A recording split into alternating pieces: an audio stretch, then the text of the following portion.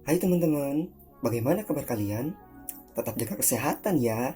Walaupun kegiatan fisik kita saat ini sedang sangat terbatas, tapi harus tetap semangat belajarnya. Untuk menemani kegiatan kalian di rumah, aku punya video seru loh. Video ini memuat materi tentang gelombang bunyi fisika kelas 11. Yuk simak bareng-bareng videonya. Oke, sebelum masuk ke pembahasan, kita review sebentar yuk tentang gelombang. Tentunya kalian sudah tahu dong bahwasanya gelombang itu terbagi menjadi gelombang mekanik dan gelombang elektromagnetik, di mana gelombang mekanik hanya dapat merambat apabila ada media, baik itu media padat, cair, ataupun gas. Sedangkan gelombang elektromagnetik dapat merambat walaupun tanpa media, seperti di ruang hampa atau luar angkasa. Cahaya merupakan contoh dari gelombang elektromagnetik, dan bunyi merupakan contoh dari gelombang mekanik. Oh iya, menurut arah lambatnya, gelombang dapat dibagi menjadi dua, yaitu gelombang transversal dan gelombang longitudinal. Gelombang pada tali dan ombak di laut merupakan contoh dari gelombang transversal yang merambat tegak lurus dengan arah getaran. Sedangkan gelombang bunyi merupakan contoh dari gelombang longitudinal yang merambat searah dengan arah getaran. Gelombang bunyi merambat dengan cara merapatkan dan merenggangkan medium yang ada di sekitarnya, mirip dengan selingki ini. Harus digarisbawahi bahwasanya bunyi itu memerlukan medium untuk dapat merambat dan terdengar. Medium yang paling umum itu adalah udara. Pas aku lagi ngomong kayak gini, speaker di HP kamu menggetarkan udara di sekitarnya. Dan getaran tersebut merambat sampai ditangkap oleh telinga kamu. Sebenarnya, medium itu bukan hanya udara doang, tapi bisa juga yang lain, seperti air, baja, dan juga tanah. Secara umum, bunyi itu dapat merambat di medium yang bersifat padat, cair, dan gas atau udara. Dan di setiap medium memiliki kecepatan yang berbeda-beda loh. Kecepatan bunyi pada gas atau udara yaitu sekitar 340 meter per second. Kemudian pada air itu sekitar 1500 meter per second. Dan pada zat padat bisa sampai 5000 meter per second. Kecepatan yang berbeda-beda ini dapat disebabkan oleh tingkat kerapatan partikel pada mediumnya. Partikel pada zat padat itu sangat rapat dan memudahkan bunyi untuk merambat. Sedangkan partikel pada zat cair itu tidak terlalu rapat, tapi masih berdekatan.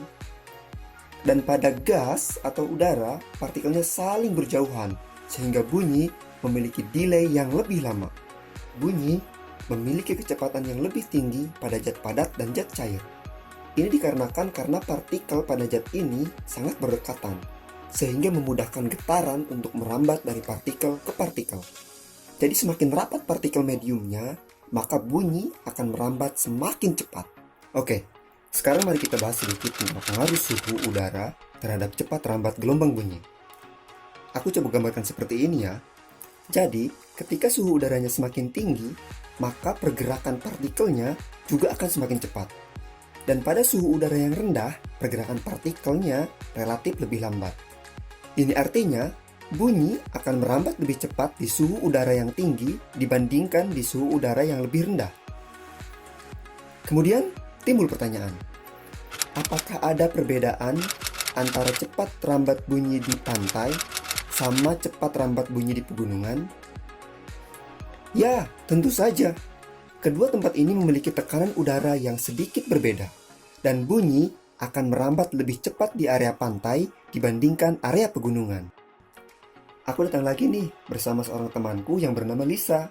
Lisa bertugas untuk memukul drum, dan aku bertugas untuk merekam catatan waktu sampai suara drum tersebut terdengar olehku. Aku bergerak menjauhi Lisa sejauh 400 meter. Kemudian aku menekan tombol start pada stopwatch ketika aku melihat Lisa memukulkan stick pada drum. Dan aku menekan tombol stop ketika suara drum itu terdengar oleh telingaku. Kami terus melakukan percobaan tersebut sampai 10 kali. Setelah didapatkan data waktunya, maka aku langsung memulai perhitungan tersebut dengan mengambil rata-rata waktunya. Dan didapatlah 1,2 second atau detik.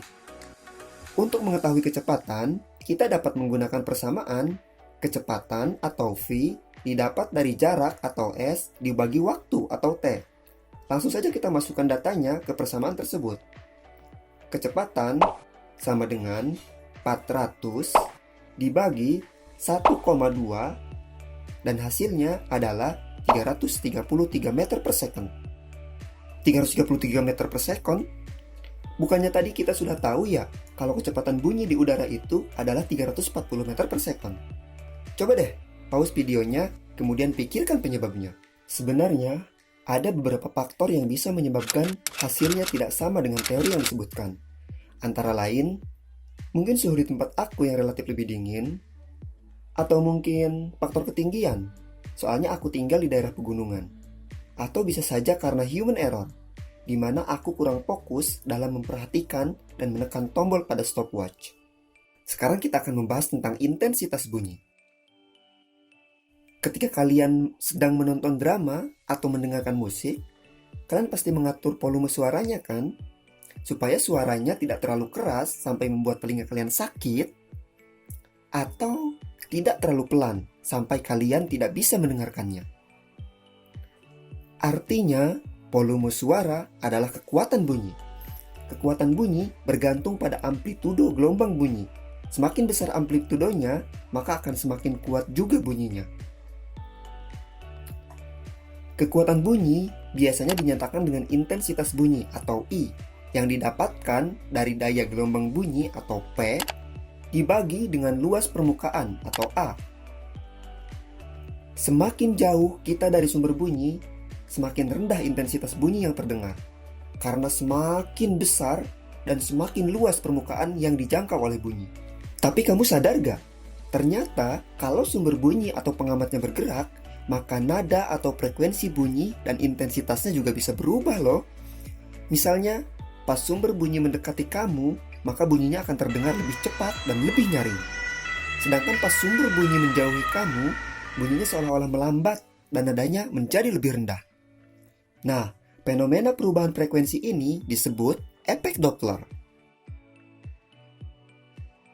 Hal ini terjadi karena ketika sumber bunyi bergerak mendekati kamu, dia juga bergerak searah dengan gelombang bunyi yang menuju kamu. Karena sumber bunyi itu terus menghasilkan gelombang bunyi, maka gelombang-gelombangnya akan menjadi saling berdekatan.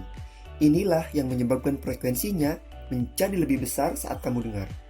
Sebaliknya, ketika sumber bunyi menjauhi kamu, maka gelombang-gelombang bunyi tersebut akan menjadi lebih renggang, atau jarak antara gelombang bunyinya menjadi semakin jauh, sehingga frekuensinya menurun. Nah, pada video kali ini kita sudah belajar apa itu gelombang bunyi, medium dan cepat rambat bunyi, intensitas bunyi, kemudian yang terakhir yaitu efek Doppler. Semangat terus belajarnya ya. Sukses selalu.